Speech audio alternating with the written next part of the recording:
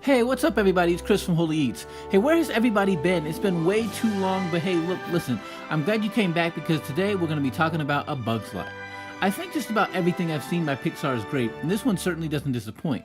Now, between bugs, slaves, and thieves, there's a whole lot to talk about in this animated number, so without further ado, here are 4 things A Bug's Life has in common with Moses' story. Before we start, if you want to make sure you keep getting awesome videos like this, like us on Facebook and subscribe to our YouTube channel.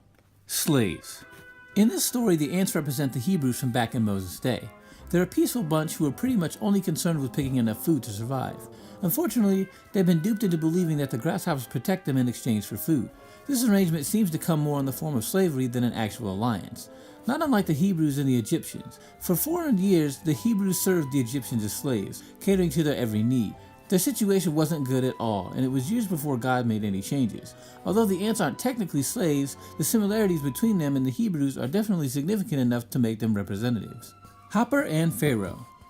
The main grasshopper in charge is Hopper. He's a sarcastic insect with a major authority complex. Hopper keeps the ants submissive by using fear tactics, and he even utilizes violence when an ant steps out of line. If he reminds you a little of Pharaoh, he should. As the ruler over Egypt, Pharaoh used slaves to build his land, and he employed the same methods that Hopper uses to keep them under his thumb. Hopper's character is so lined up with Pharaoh that you might even guess he was modeled after the Egyptian overlord. Flick and Moses.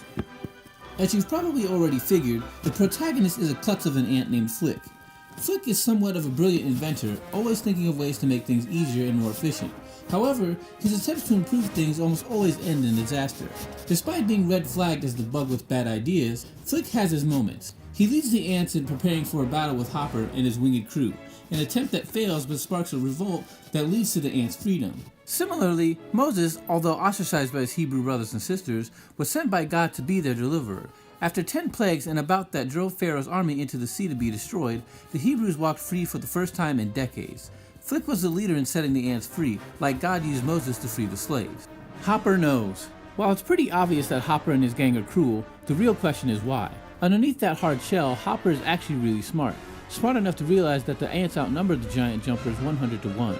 His authority complex is merely a ploy to keep the ants from standing up to grasshoppers once and for all, which, unfortunately for Hopper, happens anyway.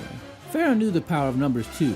In the book of Exodus, it says that Pharaoh was cold to the Hebrews because he feared they would grow to outnumber the Egyptians. This explains his harsh treatment, but ultimately it didn't stop the slaves from being freed. Well, that's it for A Bug's Life. Thanks for tuning in. I hope you enjoyed this video. If you did, don't forget to like and share. We'll be back soon with more Holy Eats, but until next time, keep Christ first.